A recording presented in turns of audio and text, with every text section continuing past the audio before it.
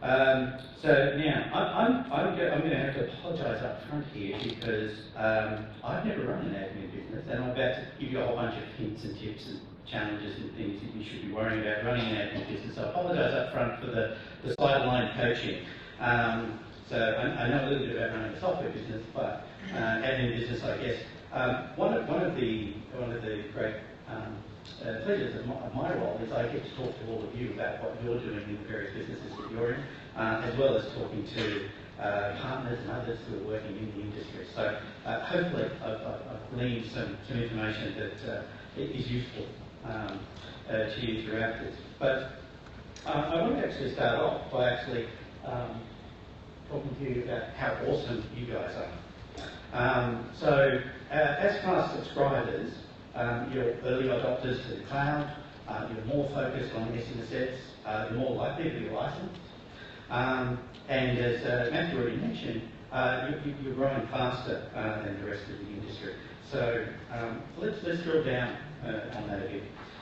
So many of you would have seen this adoption curve before and where we are, but I think it's just worth pointing out that you are innovators, you are early adopters. Whether you joined 5 years ago or whether you just future class in the last few months, the point is you're still early in the adoption cycle, and that comes with a whole sort of host of benefits in terms of being early movers into an area like this and being able to take advantage of some of those things like the ability to grow your business faster and things.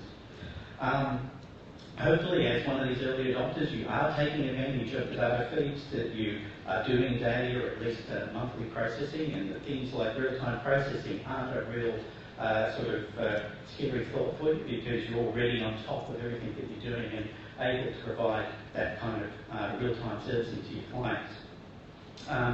And hopefully, you're giving your clients access online on their mobile to that information that you're keeping up to date for them. So I think the first point is you're already industry leaders in terms of adopting technology. So that's the first sort of I think good indicator of how awesome you guys are. The next one is advice. So this is a slide from Investment Trends, and on the left-hand side, what you're seeing is the breakdown for class users. The important number here is this is 79%. So nearly 80% of you have somebody in your practice who's providing advice. Also, where you don't, so there's a sort of another sort of these ones at the top here who are partnering with advisors. There's another 17% there that have some sort of partner relationship with financial planners. So there's only 4% of class users who are not, who basically haven't addressed what needs to happen with advice. And when you think about the fact that the customers nowadays want their trusted advisor to provide a complete service, it's important that you have that addressed. I think what's interesting though is then when you look at what the overall number is, this is everybody including class users, that's 56%. So there's still a lot of, in fact there's 12% there who haven't really worked out what they quite do if their client asks for advice. So hopefully they're working out what they do with that over time.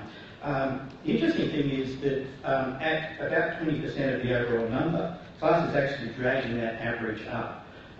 If you take the class users out of that, the rest of the industry in this survey would actually be less than 50%, so it would be 49% of them that would have somebody in the practice who's able to provide advice. So again, I think you guys are doing fantastically well in terms of being in a great position to service clients in that advice space. And in fact, you're doing so well that you're 3 years ahead of competition. So one of the other things that Investment Trends does, so this is broken down slightly differently to the other slides, so they actually ask for the number of people within the practice that are providing advice. What's important though is that in 3 years' time, most accountants are expecting that to be at 71%. You guys are already at 79%, so you're already 3 years ahead of your competition in terms of where you're at in your ability to provide advice to the client. You guys are really big on self-managed super funds. What Investment Trends has done in this graph is basically show for various providers, or the users of various providers' software, on the y-axis. So up the side there is basically the number of funds that an accountant is looking after and servicing, and across the bottom is the amount of revenue, or percentage of revenue that the practice is earning from self-managed super funds. So the class users are basically servicing more clients and earning a larger portion of their revenue from self-managed super funds. And there's some more data that Investment Trends has around what the goals are in terms of practices and how much they want to make from self-managed super funds. That everybody's looking to grow that, at least when they're surveyed about it. So again, the fact that US class users are leading the charge there is really fantastic. And I guess, with all of those advantages, with how awesome you guys are, it's probably not surprising that you're growing about 3 or 4 times faster than the industry. In particular, the growth rate in this sort of key segment here of 25 to 100 funds, which, as we look over here, you can see that's over half of our users fall into that category. So a typical accounting practice looking after between 25 to 100 self-managed super funds. Over 5 years up to December 2016, we're growing at 20% per annum compared to the industry rate of 5%. The average across a broader section of the client base, so including the businesses that are running sort of 100 to 500 funds, comes out more like 16%. So it's interesting where that growth is occurring. And I guess this is the first point where I'm going to sort of talk a little bit about what we're seeing in terms of the growth and where it's a little bit uneven. So we do see that at the smaller end, there's a lot of firms that aren't necessarily looking for growth, and that's fine if they're not. That leaves more for the rest of you to take. But the interesting thing is at the upper end of the scale, we see very uneven, lumpy growth. And part of the reason for that is what we're seeing is a lot of the larger firms are trying to grow by acquisition.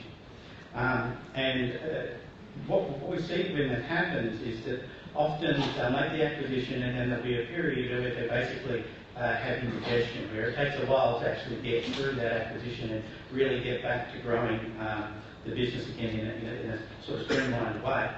And I think there are a number of reasons for that. It's a really long sales cycle. If you try to acquire businesses, particularly larger ones, they're quite costly. But it also means that from an organisational point of view, when you suddenly bring on thousands of funds, you really have to kind of reinvent your business rather than evolve your business over time. What we have seen is there's maybe I think 3 clients within that sort of 14 larger in that sort of 1,000 plus category where they've consistently grown organically, where they're adding in a consistent way using marketing and getting out there and just really growing the business organically and doing that sort of year in, year out in a smooth way. But it's just interesting the variations in the different parts of the spectrum. But, and I'll talk a little bit later about if you want to be a large administrator, some of the challenges as you kind of move up that scale.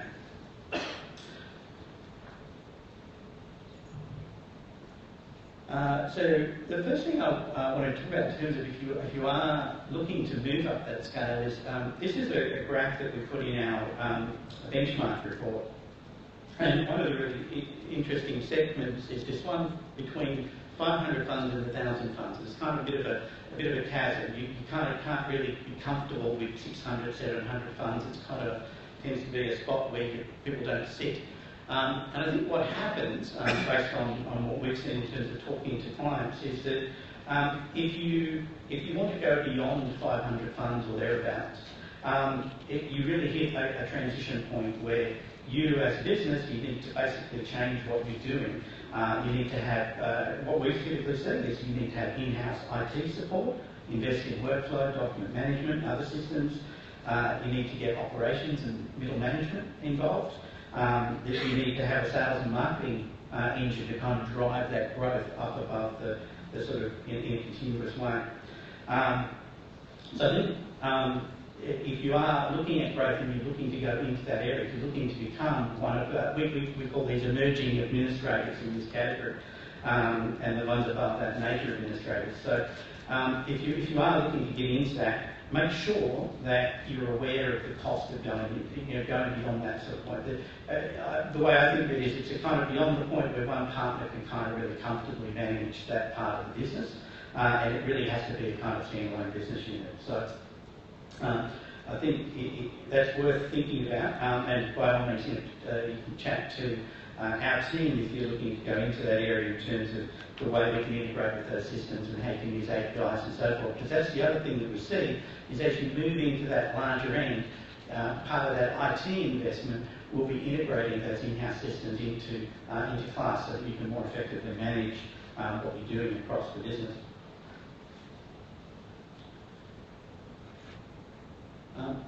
In that sort of admin space, one of the interesting statistics out of the investment trends is that the growth of online admin.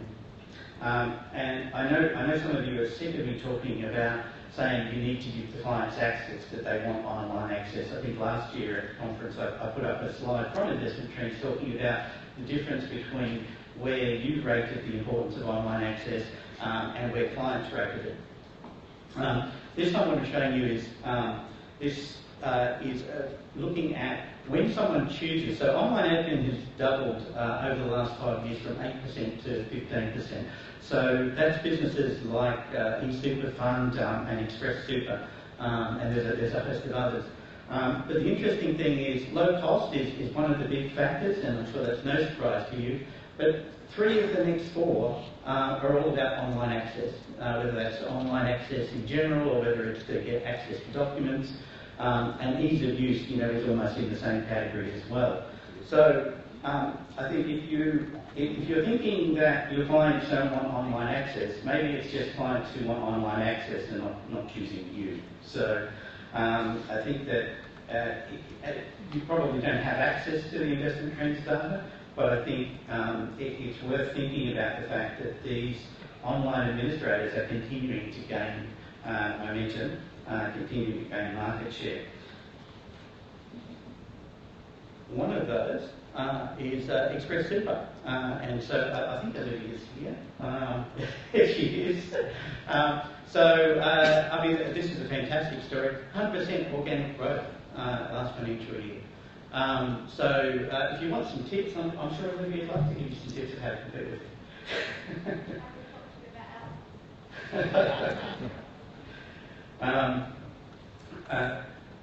I think they're probably kind of, they're an obvious, the online administrators and what they're doing and the pressure that they're putting on the fees is probably an obvious area for you to be concerned about.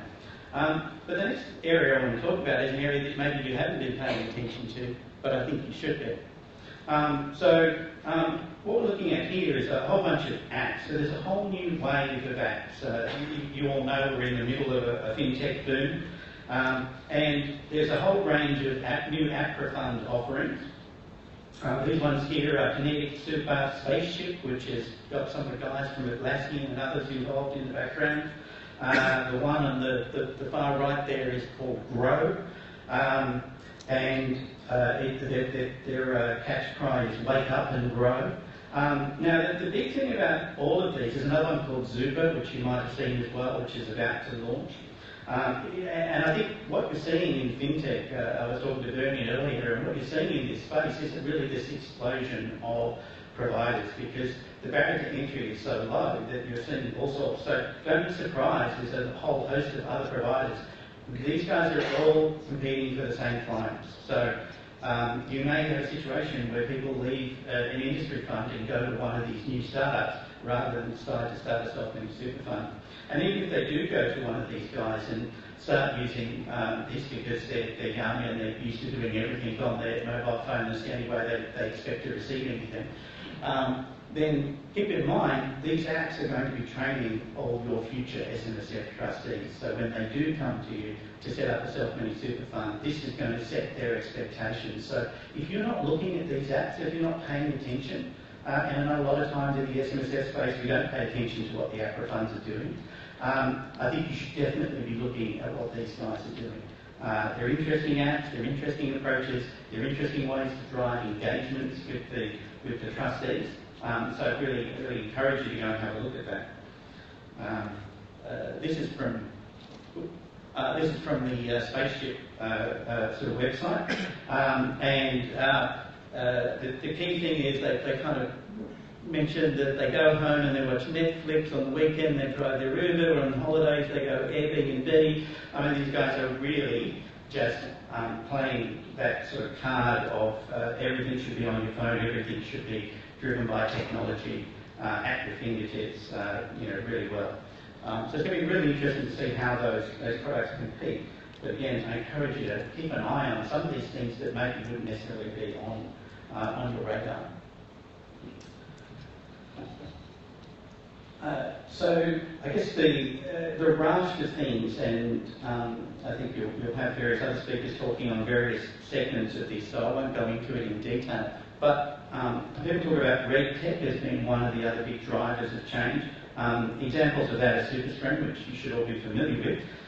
One-touch payroll, obviously the real-time reporting that is getting quite a lot of discussion now that we've got through the first round of super reforms. Now everybody is starting to think about what's next and realises that the real-time reporting is going to be a significant hurdle. There's also some other really interesting fintech initiatives that are going on. One's called Open Banking, the other is the new payments platform. So I think, and obviously you would have heard about blockchain and distributed ledger technology and what that potentially means for exchanges and registers and so forth. So all of these technologies are going to basically pull us in a direction where everything is going to be connected, everything is going to be real time, everything is going to be pulled on to mobile apps. So again, if you are reluctant to get into doing that, I'd encourage you to, again, look at what's going on, look at where the industry is heading, and continue to be the leaders, and to continue to be those early adopters, and get out there and make sure that you are understanding what's happening and how it's impacting or likely to impact on your businesses. Okay, so in terms of the state of SMSF, there's been some commentary recently about the decline in establishments, particularly over the last 12 months. I saw one article saying there's record lows since the last 5 years and so forth. There's some issues with the data for that, which I'll touch on in a second. But I think it's safe to say that I think the biggest issue was that last year we had a period of time where nobody could give anybody advice on what was going on, because between the budget and when we finally got legislation passed, nobody actually knew what was going on. So I think that process really hasn't helped. Not to mention, as I'm sure you're all aware, that some of the regulations weren't finalised until, sometimes days before we were kind of ready to try and get things in place. So, and some of the details of some of the things that are still coming in over the next year are still being sorted out as well. Class lodgements were down 40% at 15th May. The ATO very lately extended the deadline, but it just gives you an idea of the pressure that you were all under in terms of how far behind you were compared to previous years.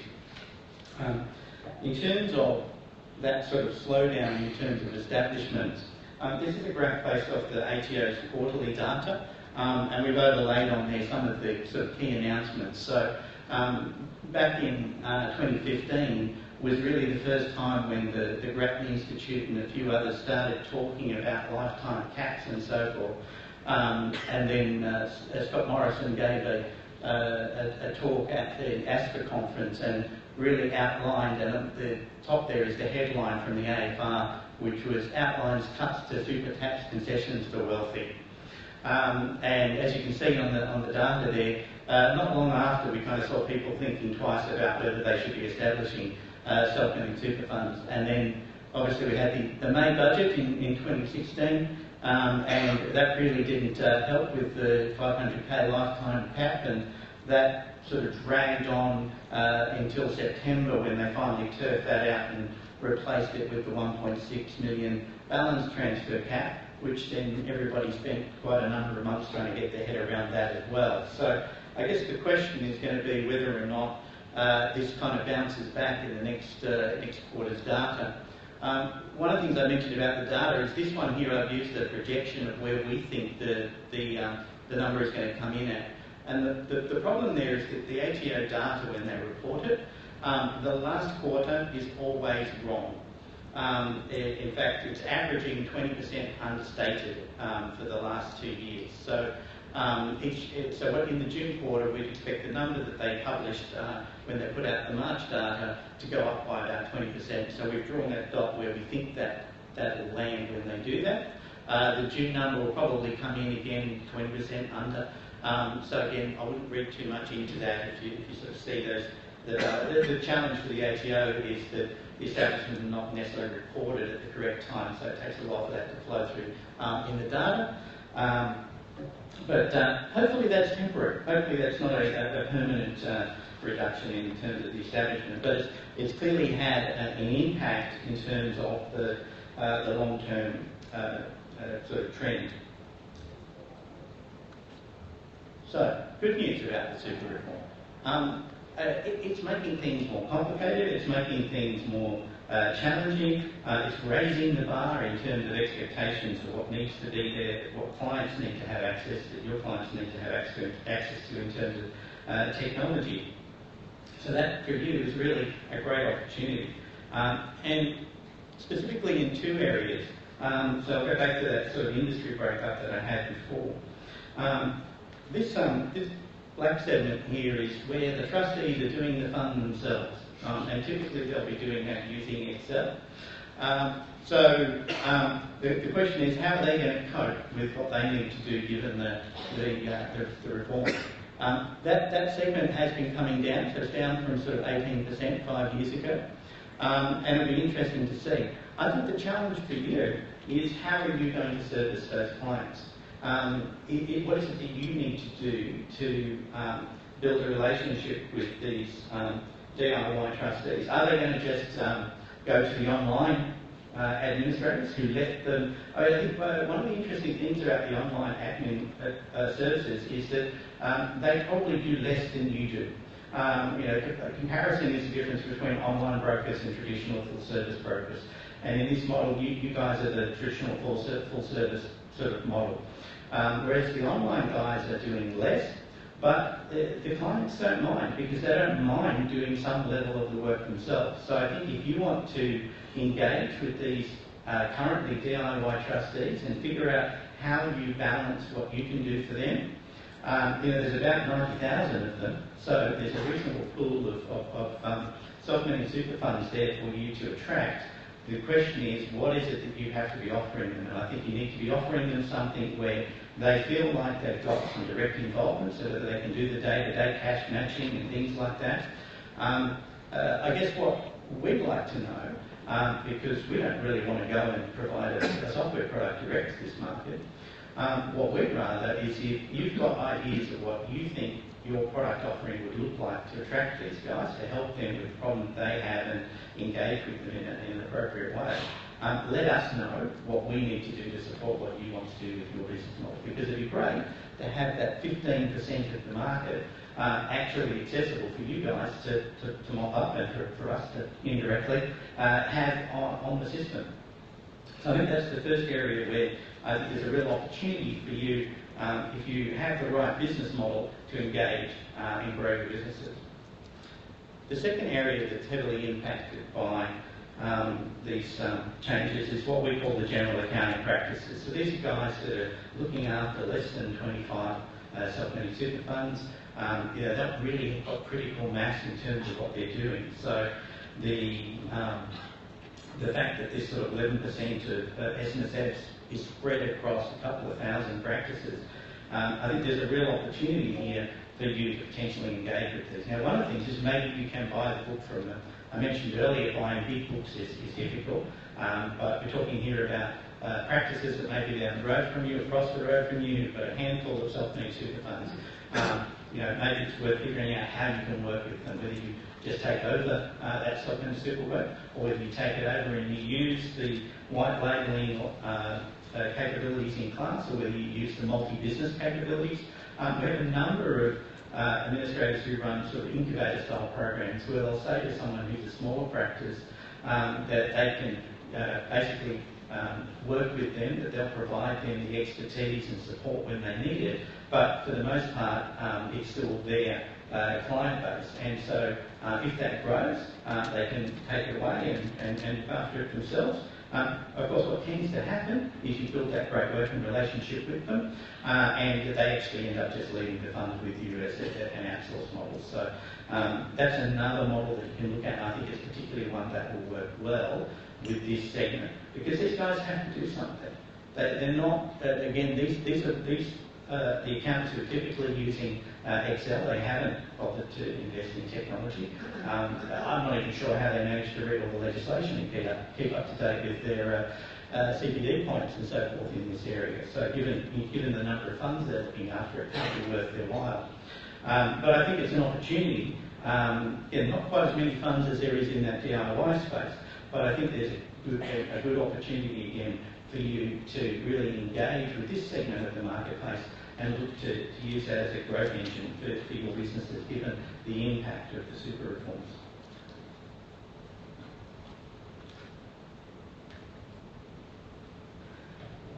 The last area I want to talk about is that as part of the super reform, and it kind of got sort of, I think, sort of sidelined a bit as part of the process as things got more complicated, but it was really, I guess, the underpinning of the general sort of gist of what the changes were about, which was that redefining what the purpose of superannuation was. And in that speech that Scott Morrison gave in November 2015, he really kind of set out the basis for that, and basically says that superannuation is not an open-ended savings vehicle. It's not an estate planning vehicle, and it was never intended to be. And I know one of the speakers on the agenda is talking about whether the super reforms have wrecked your estate planning plans, so it'll be interesting to see how that comes out. Scott Morrison actually went on and said a whole bunch more about the way people are using self-managed super funds and particularly how the wealthy are getting cash breaks. So I think the message here is really simple, that self-managed super funds are not the be-all and end-all of wealth management. And so what that means is you need to have a more holistic view of your client's wealth.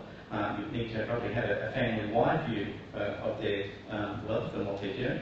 And if you look at, we've said a number of times that the amount of money that's inside super is generally matched by the amount of money that people have outside super. This is based on some analysis that Rice Warner did of the personal investment market. So on the right-hand side here is nearly $3 trillion worth of personal investments. Now this is excluding household, the house you live in and household contents and so forth, so this is investment assets. There is a big chunk of property in there, as probably no surprise to any of you.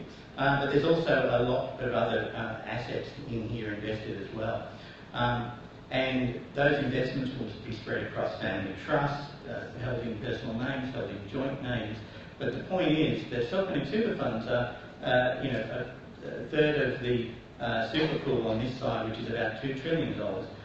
There's plenty of assets over here, and I think if you're working with your clients to address what they need to do, the idea of coming up with a family office style offering or a whole of wealth view is going to be really important going forward. It's going to be more important than it used to be. It used to be easy. You just said, put everything in the self-managed super fund. That'll be the best outcome. I think there's a lot more work needs to be done thinking about that sort of whole of wealth view. So I think there is a lot to think about. The growth of this online admin space, whether it's a threat or whether it's an opportunity, is up to you. But I think in either case, you need to understand what they're doing and understand how you're going to make sure that your clients or the clients who are looking to select a provider aren't just going to these online providers just because of price and just because they have online access and you're not meeting their requirements. I think it's important that you keep an eye out for these digital disruptors and what they're doing in the super space. As I said, there's a whole wave of them, so I think it's worth having someone within your business with a watching brief to see what these guys are doing. And if you see something that they're doing that you think is a great idea, maybe you should look to incorporate that into your business. Think about the opportunities that DIY segment and that general accounting practice segment present, and whether or not there's something there that you can do. As I said, also, think bigger than super, think outside super, think about what you're doing in terms of your client's wealth management, and most of you are able to provide advice, so think about how you factor that into what you're doing rather than just worrying about self-managed super funds. Thank you for using class in your practices, and keep being awesome, guys.